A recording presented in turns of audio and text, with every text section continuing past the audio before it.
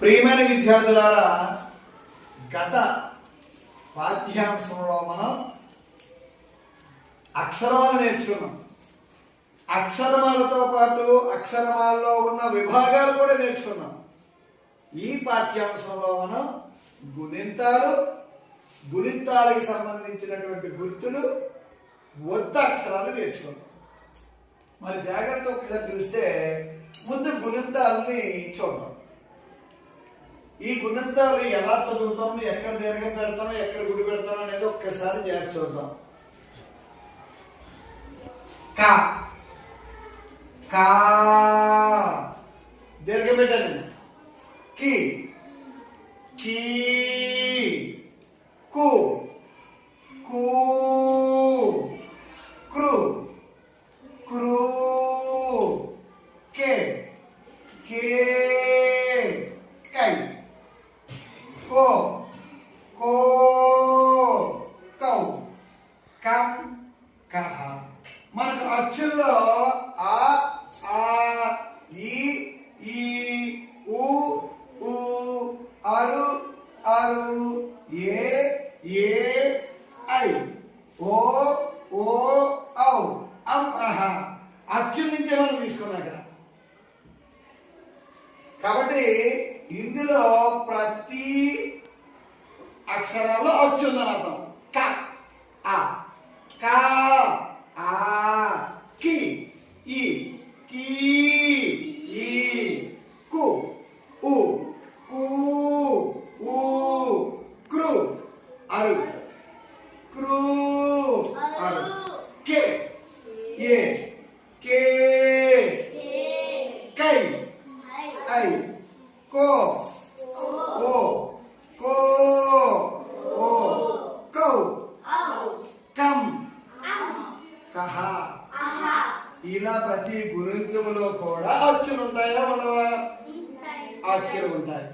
అయితే ఈ గుణింతాలు నేర్చుకోవడానికి మనకు ఒత్తక్షరాలు కూడా ఇచ్చారు. దీన్ని రెండు విధాలకు కూడా మనం తెలుసుకోవచ్చు. మేము చదివేటప్పుడు దీన్ని ఎలా చెప్పేవారో చెప్తాను. ముందు దీన్ని తలకట్టు అంటాం. దీర్ఘం గుడి, గుడి దీర్ఘం, కొమ్ము, కొమ్ము దీర్ఘం, రుత్వం, రుత్వ దీర్ఘం, యత్వం, యాత్వం, ఐత్వం, వత్వం, వాత్వం, ఔత్వం, సున్నా నిసర్గం. దీన్నే మనకి ఆకారం, ఆకారం, ఈకారం, ఈకారం, ఉకారం, ఊకారం, అరుకారం, ఔకారం, ఏకారం, ఏకారం, ఐకారం, ఓకారం, ఓకారం, ఔకారం, అం సున్నా విసురు. ఇలా మనం ఏ విధంగా నేర్చుకున్నా అక్షరాన్ని మనం గుర్తించాలి. ఎక్కడ దీర్ఘం వస్తుందో చూసుకోవాలి, ఎక్కడ దీర్ఘం రాలేదో చూసుకోవాలి. దీర్ఘాక్షరాలు, హ్రస్వాక్షరాలు. హ్రస్వము అంటే దీర్ఘము లేనిది అర్థం. దీనికి దీర్ఘం లేదు. ఏ అక్షరం? హ్రస్వం, దీర్ఘాక్షరం. హ్రస్వం, దీర్ఘాక్షరం. హ్రస్వం, దీర్ఘాక్షరం. హ్రస్వం, దీర్ఘాక్షరం. ఇలా దీర్ఘాక్షరాల దగ్గర దీర్ఘం పలకాలి. కాకి అన్నాం అనుకో, కకి అని రాస్తారు. కా కి ఎక్కడ దీర్ఘం పెట్టాం? కా కి దీర్ఘం ఉందా? కీకే కీ అనకూడదు. ఎప్పుడైనా దీర్ఘం వచ్చేటప్పుడు దీర్ఘం పలకాలి. చెప్పాను కదా, కా కి అంటే కాకి దీర్ఘం పెట్టాం, కీకి దీర్ఘం పెట్టలేదు. కా అనేది దీర్ఘాక్షరం, కి హ్రస్వాక్షరం, దీర్ఘం. అలా కాగుణంతం అలా మనకు బండిరా వరకు కూడా గుణింతాలు ఇలా రాసుకోవడమే. ప్రతి అక్షరాన్ని గుర్తుపట్టాలి. అప్పుడు మీకు సరళమైన పదాలన్నీ వచ్చేస్తాయి. ఒత్తక్షరాలు పక్కన పెట్టి చిన్న చిన్న పదాలు వచ్చేస్తాయి. పాడవ, కాడవ, నెమలి, పింఛము, అనేక రకమైన ఇలాంటి ఎన్నో పదాలు అంటే ఒత్తిడిన పదాలు. కాలువ, బడి, అర్థమైందా? ఇలాంటి పదాలన్నీ కూడా మనకి వీటి వల్ల వచ్చేస్తాయి. మరి ఒత్తక్షరాలు ఎలా? ఒత్తు అంటే ఒక ఊనిక పదం. అంటే ఉదాహరణకి ఇలా రాశారు పదం. ఏంటి పదం? దీనికి ఒత్తు పెట్టారా లేదా మీరు? ఊని ఇచ్చారు. అక్క, ఈ ఒత్తి తీస్తే ఏమవుతుంది? అక్క. ఆక కాదు, అక్క. ఇది అక్క. మరి అక్క వాళ్ళని ఒత్తి పెట్టాలి కదా. ఏ ఒత్తు అంటాం నేను మనం? అలాగే ఇక్కడ మనం ఒత్తక్షరం చూడండి. అంటే మనకి వర్గ పంచమాక్షరాలు అంటే క, చ, ట, త, ప. క వర్గం, చ వర్గం, ట వర్గం, త వర్గం, ప వర్గం. ఇట్లా మనం వర్గ పంచమాక్షరాలు అంటాం. ఈ వర్గ పంచమాక్షరాలకి చూడండి, ఇక్కడ ఒకటి, ఇక్కడ ఒకటి, ఇలా ఈ వర్గ పంచమాక్షరాలు ఈ ఆ నుంచి బండిరా వరకు అన్ని గుర్తులు నేర్చుకున్నాం కదా. చూడండి ఈ గుర్తులు ఒకసారి చూడండి. ఏ గుర్తుది?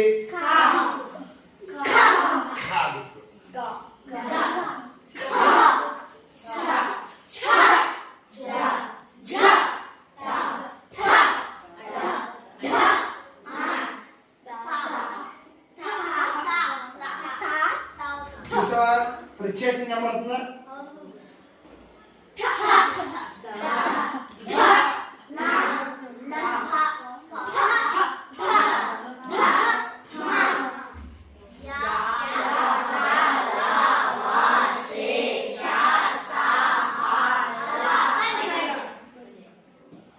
ఇవి గుర్తులు. ఇందులో ప్రత్యేకమైన గుర్తు చూడండి. మన అన్ని సులువుగానే అక్షరాలు కట్టి ఉంటున్నాయి, కానీ కా ప్రత్యేకంగా కా గుర్తు. తర్వాత తా గుర్తు ప్రత్యేకంగా ఉంది, నా గుర్తు ప్రత్యేకంగా ఉంది, నా గుర్తు ప్రత్యేకంగా ఉంది, యా గుర్తు, రా గుర్తు, లా గుర్తు. మిగతావన్నీ ఆ అక్షరాల గుర్తులే కనబడుతున్నాయి. ఏమా ఆ అక్షర గుర్తులే కనబడుతున్నాయి. ఒక వా వచ్చేటప్పటికి కొంచెం ఇది విధంగా అలాగే కనబడుతుంది. అంటే 3, 4, 5, 6, 7 అక్షరాల గుర్తులు మీరు గుర్తిస్తే అన్నీ వచ్చేసినట్టే. మరి ఉత్త అక్షరాల దగ్గర చాలా ఇబ్బంది పడిపోతున్నారు.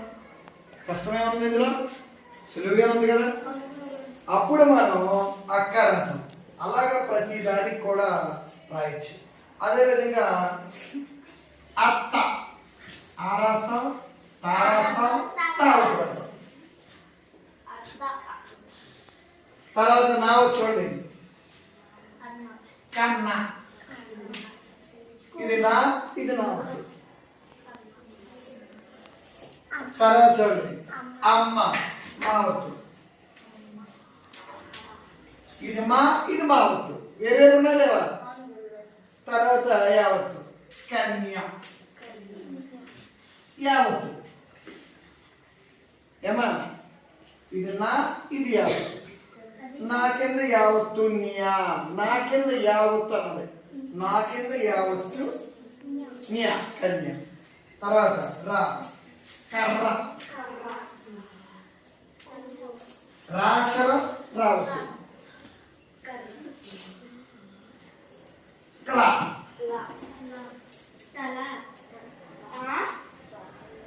నల్ల, లా కింద రావత్తు. సరిగ్గా చూడు, 1, 2, 3, 4, 5, 6, ఇంకోటి ఉండిపోయినట్టు. నల్ల. 7 అక్షరాలు గుర్తులు గుర్తిస్తే అవి మరొకసారి ఇక్కడ ప్రత్యేకంగా రాసుకుందాం. ప్రత్యేకమైన అక్షరాలు కావత్తు, తర్వాత కావత్తు, నావత్తు,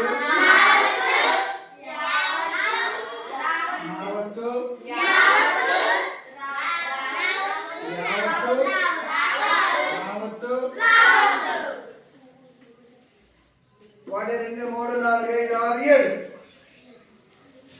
ఇవి ఈ గుర్తులు అక్షరానికి సంబంధించి లేని ఉన్నాయి. మిగతావన్నీ ఆ అక్షరంలో ఉన్నాయి. ఆ చారాసం ఆరాసం రెండు ఒకలా ఉన్నాయి లేదా? ముద్ద రసం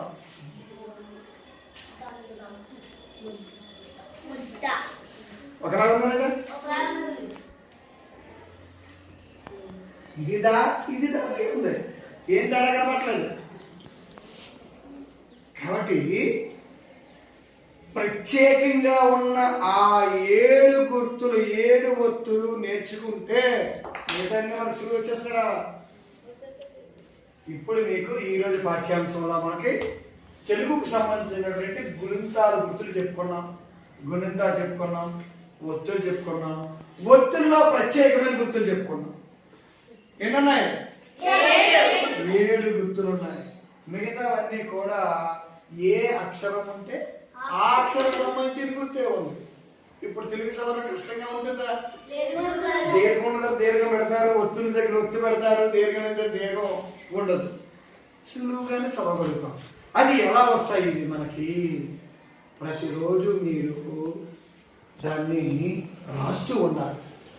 ప్రాక్టీస్ అంటాం, తర్ఫీద్ అంటాం తెలుగులో. దాన్ని తర్ఫీద్ అవ్వాలి ప్రతిరోజు. ఈరోజు పాఠం విన్నారు, మీకు సులువుగా ఉన్నట్టుంది, సులువుగా అర్థమైనట్టుంది. దాన్ని విడిచిపెట్టారనుకో, ఏంటబ్బా ఇది మర్చిపోయాను నేను అనిపిస్తుంది. మీరు విద్యార్థులు ఒకసారి మళ్ళీ మీరు వినడమో రాయడమో చేసుకున్నారనుకో, అలా 2-3 రోజులు చేశారనుకో, ప్రాక్టీస్ చేశారనుకో, గుర్తుండిపోతుంది కదా, చక్కగా గుర్తుండిపోతుంది. సిరివెనలా మన పాఠం వినేటప్పుడు శ్రద్ధ లేదనుకో మనకి ఏమీ అర్థం కాదు. అప్పుడు మీకు తెలుగు చదివేటప్పుడు చాలా ఇబ్బందులు పడతారు, రాసేటప్పుడు ఇబ్బంది పడతారు, తప్పులు రాస్తారు, మార్కులు కూడా తగ్గిపోతూ ఉంటాయి. దిద్దే వాళ్ళకి చిరాకు అనిపిస్తుంది. ఏంటి అమ్మాయి ఎలా రాస్తుంది, పాఠం సరిగా వినకపోతే ఎలా? ఇది ఎప్పుడు నేర్చుకోవాలి? ఇవన్నీ మీరు హై స్కూల్కి రాకముందు నేర్చుకోవాలి. ఇవన్నీ ఇప్పుడు నేను నేర్పాల్సి వస్తుంది. ఎందుకంటే ఇది తెలుగుకు పునాది. దేనికి పునాదం ఇది? పునాది. ఒక పునాది వేస్తే మనం నిర్మాణంలో ఒక పునాది వేసామనుకో, బలంగా పునాది వేస్తాం. ఎన్ని అంతస్తులు కట్టినా ఏమి కాదు. పునాది సరిగా లేకుండా అంతస్తులు కట్టామనుకో పడిపోతుంది. చదువు అంతేనా? తెలుగుకు బాగా పునాది పడ్డదనుకో చక్కగా మీరు చదవగలుగుతారు, చక్కగా రాయగలుగుతారు, అక్షర దోషాలు ఉండవు, రాసే విధానంలో మార్పు వస్తుంది, చదివే విధానంలో మార్పు వస్తుంది, చెప్పే విధానంలో మార్పు వస్తుంది, చక్కగా చెప్పగలుగుతాం. భవిష్యత్తులో మీరు ఉపాధ్యాయులు అవ్వచ్చు, డాక్టర్లు అవ్వచ్చు, రాజకీయ నాయకులు అవ్వచ్చు, ఇంజనీర్లు అవ్వచ్చు. అప్పుడు మీ భావాలు తెలియపడతారు కదా.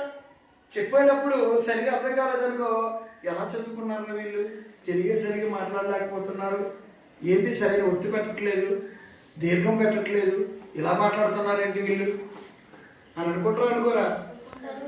అందువల్ల మనం ఆ స్థితికి వెళ్ళాలంటే పునాది గట్టిపడాలి. కాబట్టి ప్రతిరోజు మిమ్మల్ని అందుకే తెలుగు చదవమంటున్నాను నేను. తెలుగు చదవండి. ఉదయం లేచిన వెంటనే తెలుగు చదవండి. సాయంత్రం వెళ్ళంటే తెలుగు రాయండి. సాయంత్రం రాత్రి రాయాలి. ఉదయం చదవాలి. ఉదయం రాయకూడదు, రాత్రి చదవకూడదు. రాత ఏదనంటే రాత్రి రాసుకోండి. చదివేటప్పుడు మాత్రం ప్రణీత ఉదయమే చదవాలి. 5 గంటల నిద్ర లేచారనుకో 2 గంటలు 2:30 గంటలు చదవచ్చు. 6, 7 అరగంటకి ఆపించారు, 7:30 తయారీ స్కూల్కి వస్తాం. 8, 8:15 వచ్చేస్తారు. స్టడీ అవర్ పెట్టాం మీకు. 8:30 తర్వాత చాలా మంది వస్తున్నారు. 8:30 వస్తే మనం ఎంత చెప్పగలుగుతాం? 8:30కి ముందు వచ్చారనుకో ఖచ్చితంగా 30 నిమిషాలు చదవచ్చు మీరు. 30 నిమిషాల్లో 1-2 ప్రశ్నలు వస్తారా మీకు జవాబులు. ఇలాగ రోజుకి ఒక్క ప్రశ్న వేసుకోండి, ఒక ప్రశ్న జవాబు వేసుకోండి రోజుకి.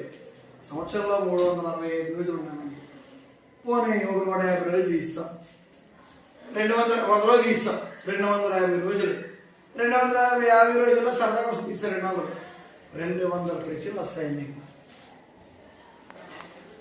అసలు ప్రశ్నలు అనుకుంటాయా అంటే మరి తెలుగు ఎంత బాగా వస్తుంది ఆలోచించండి. అదే సమయంలో పద్యాలు చదువుకోవచ్చు. రోజుకొక పద్యం, 2 రోజులకు ఒక పద్యం చదువుకుంటే మీకు చక్కగా అనర్ఘలంగా ధారణా శక్తి పెరుగుతుంది. చదివే విధానం తెలుస్తుంది. పద్యాన్ని ఆలపించే విధానం తెలుస్తుంది. పద్యాలు చదవడం జ్ఞాపక శక్తి పెరుగుతుంది. జ్ఞాపక శక్తి పెరిగితే ఆమె ఈ సబ్జెక్టులు ఏ చదివినా గుర్తుంటారు. నువ్వు చదివిన గుర్తు లేకపోతే ఏం ఉపయోగం ఉంది? మీ తల్లిదండ్రులు అంటారు, మా అమ్మాయి ఇంటి దగ్గర బాగా చదువుతుందని కానీ గుర్తుండట్లేదండి అంటే మీకు సరైన జ్ఞాపకం చెందుకోవట్లేదు. పుస్తకాల మీద శ్రద్ధ లేదు, తెలుగు మీద శ్రద్ధ లేదు. తెలుగు ఎవరైతే బాగా ఇంటి దగ్గర చదువుతారో వాళ్ళకి అన్ని జ్ఞాపకశక్తులు పెరిగితే బాగా చదువుతారు మిగతా. అందువల్ల ఉదయం లేచిన వెంటనే 5 నిమిషాలు ధ్యానం చేసుకోండి. అందుకే ధ్యానం చెప్తున్నాను ప్రతిరోజు. మీకు నేను వచ్చానంటే ధ్యానం చెప్తాను మీకు. తద్వారా జ్ఞానం పెరుగుతుంది. ధ్యానం వల్ల జ్ఞానం పెరుగుతుంది. చూసారా, ధ్యానం వల్ల జ్ఞానం పెరుగుతుంది. ధ్యానం అంటే ఏకాగ్రత, జ్ఞానం అంటే మీరు నేర్చుకున్న విషయాలు. జ్ఞానం అంటే ఒక తెలియని విషయాలని మీరు నేర్చుకున్నారు. కొత్త విషయాలు నేర్చుకున్నారు, జ్ఞానం అది. తెలియని విషయాలు నేర్చుకున్నారు, జ్ఞానం. ఆ జ్ఞానం మీకేం చేస్తుంది? మీ జీవితాలకు ఉపయోగపడుతుంది. సరైన జ్ఞానం లేకపోతే ఏమంటాం మనం అంటే ఎక్కడ ఎలా ప్రవర్తించాలో తెలియకపోవడమే అజ్ఞానం అవుతుంది. జ్ఞానం అజ్ఞానం. నీకు అజ్ఞానమా? సరిగా మాట్లాడలేదు, నువ్వు సరిగా ఎలా ప్రవర్తించలేదు. అజ్ఞానవంతులుగా వీళ్ళు అనుకుంటాను. జ్ఞానవంతులు ఎవరు? ఎవరైతే ఎక్కడ ఎలా మాట్లాడాలి, ఎక్కడ ఎలా ప్రవర్తించాలి, ఏ విధంగా ఉండాలి తెలుసుకుంటే జ్ఞానం వచ్చినట్టే మీకు. ఆ జ్ఞానంలో వస్తుంది, ధ్యానం వల్ల వస్తుంది. ప్రతిరోజు ధ్యానం చేసుకున్నావు అనుకో, నీ మనసంతా కూడా ప్రశాంతంగా ఉంటుంది. అప్పుడు ఎవరు చెప్పినా నీకు నేర్చుకుంటారు. మీరు నేర్చుకుంటే ఏమొస్తుంది? జ్ఞానం వస్తుంది. అంతే కదా, చదివే జ్ఞానం. కాబట్టి మీరు ముందు 5 నిమిషాలు ధ్యానం చేయండి, చక్కగా జ్ఞానాన్ని పొందండి. కాబట్టి ఈ విధంగా మీకు ఈ తెలుగు సంబంధించిన గతంలో మనం అక్షరాలు నేర్చుకున్నాం. అక్షరాల్లో విభాగాలు, అక్షరమాల విభాగాలు నేర్చుకున్నాం. ఇప్పుడు గుణింతాలకు సంబంధించిన గుర్తులు, ఒత్తక్షరాలు కూడా నేర్చుకున్నాం. కాబట్టి ఇకపై మనం ఏం చేస్తాము అంటే పేర్లు ఎలా, పదాలను ఎలా గుర్తిస్తాం. ఎలాంటి కఠినమైన పదం ఇచ్చినా రాయగలగాలి. ఎప్పుడు రాస్తారు? ఇంటి దగ్గర తర్ఫీదు అవ్వాలి, మీరు ప్రాక్టీస్ అవ్వాలి. అలా అయితేనే మీరు రాయగలుగుతారు. లేకపోతే మళ్ళీ తప్పు రాస్తారు. దంతం అని ఇచ్చాడు. అప్పుడేంటి? దమ్ తం దమ్. దాపరికృష్ణ తప్పు అయిపోయింది. శుక్లం రాస్తారు, కలం కాకింద లావత పెడతారు, శుక్లం అయిపోయింది. దుర్యోధనుడు రాస్తారు, రియో అంటే రో యావత్తు. దుర్యోధనుడు ధా ఒత్తు కింద ఊనిక, ఒత్తు కాదు ఊనిక. దుర్యోధనుడు. ధర్మరాజు రాకదే అవుతుండాలి. రాజు రాకదే అవుతుందా లేదా? రాజు. రుజు అని ఎప్పుడు వస్తాను? సరిగా వినకపోయినా, సరిగా చదవకపోయినా, ప్రతిరోజు తర్బీదు అవ్వకపోయినా రుజు అంటాం. ధర్మరుజు, ధర్మరుజు ఇలా రాస్తున్నాం. అప్పుడు మీకు ఏమవుతుంది?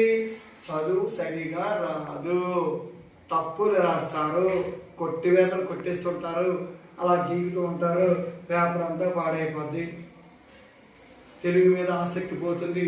తెలుగు మీద నువ్వు చదవకపోతే మిగతా సబ్జెక్టులు చదువుతావు, అవి కూడా చదవలేవు. చివరికి నీ బ్రతుకు 0 అయిపోతుంది. వర్కులు అలా ఉన్నాం. 10th క్లాస్ చాలా ఆల్రెడీ ఉన్నారు. ఎందుకున్నారు? చదవకుండా వెళ్ళిపోయారు వాళ్ళు. 6 లేదు, 7 లేదు, 8 లేదు, 9 వెళ్ళిపోయారు. ఇప్పుడు అక్కడ పెద్ద క్వశ్చన్ మార్కులు తయారయ్యారు. రాయమంటే ఎలా రాస్తారు? అక్షరం వేస్తే రాయడానికి రాయి. అలాగే మీ క్లాసులో ఉన్నారు, 7th 7th ఉన్నారు, 8th ఉన్నారు, 9th ఉన్నారు, 10th ఉన్నారు. ఎవరైతే శ్రద్ధ పెడుతున్నారో మరి ఇక్కడ పాఠం అవుతూ ఉండేవాడు చూడు, ఆసక్తి లేదు వాడికి. అప్పుడు ఏమవుతుంది? వాడికి అక్షరాల మీద పట్టు ఉండదు. మీ అందరూ చక్కగా వింటున్నారు, మీకు ఏమవుతుంది? వీడి పట్టు వస్తుంది, వాడికి పట్టు రాదు. అక్షరాలని ఎలా గుర్తించాలో తెలియదు వాడికి. వినే వాళ్ళందరికీ కూడా ఏమవుతుంది? అక్షరాలను ఎలా గుర్తించాలి, ఎలా చదవాలి, ఎక్కడ ఎలా మనం మాట్లాడాలి, ఏ విధంగా నేర్చుకోవాలి, తపన ఉంటుందా? అది అందువల్ల పాఠం బోధించేటప్పుడు ఖచ్చితంగా ఏకాగ్రత ఉండాలి. ఏకాగ్రత మీకు ధ్యానం వల్లే వస్తుంది. ఏకాగ్రత ధ్యానం వల్లే వస్తుంది. ధ్యానం చేసేవాడికి జ్ఞానం ఉంటుంది. ఆ జ్ఞానం చదువు ద్వారా వస్తుంది. చదవాలంటే ఏకాగ్రత రావాలి. ఇది ఖచ్చితంగా ఉంటేనే. అందువల్ల చెప్పినవన్నీ నేర్చుకోండి. అర్థమైంది కాదు. ఇప్పుడు మనం ఈ తెలుగు పునాది మీద 3 పాఠ్యాంశాలు నేర్చుకున్నాం. మరలా వీటిని మీరందరూ చూడండి, చూసి చక్కగా నేర్చుకోండి. ఏ విధమైన అనుమానం ఉన్నా వెంటనే మీరు నాకు ఫోన్ చేసి, గురువు గారు ఇక్కడ ఏదో ఒత్తు వచ్చింది, అది నాకు సరిగా అర్థం కావట్లేదు, కొద్దిగా తెలియపరచండి అని మీరు అడగచ్చు. ఎప్పుడైనా అడగచ్చు. అలా అవడం ఏమవుతుందంటే మీకు అది బాగా గుర్తుంటుంది, మర్చిపోరు ఎప్పుడైనా. మరలా మీరేం చేయాలి? రాని వాళ్ళకి చెప్పాలి. రాని వాళ్ళకి చెప్పడం వల్ల ఏమవుతుంది? నీ యొక్క జ్ఞానం పెరుగుతుంది. ఒక చదువులేనమ్మా, విద్యలోనే. విద్య నువ్వు ఎంతమందికి పంచితే, జ్ఞానాన్ని ఎంతమందికి పంచితే అంత పెరుగుతుంది. డబ్బుని ఎంతమందికి పంచితే అది తరిగిపోద్ది. డబ్బు తరిగిపోద్ది, అన్నం తరిగిపోద్ది, కూరలు తరిగిపోతాయి, భూములు తరిగిపోతాయి, బట్టలు తరిగిపోతాయి. నువ్వు పంచుతుంటే తరిగిపోతుంటాయి. నువ్వు పంచుతూ ఉంటే పెరిగేది ఏంటమ్మా? జ్ఞానం ఒక్కటే. అది విద్య ద్వారా వస్తుంది, నేర్చుకున్న ద్వారా వస్తుంది. ఆ జ్ఞానాన్ని నేర్చుకోవాలి మీరు.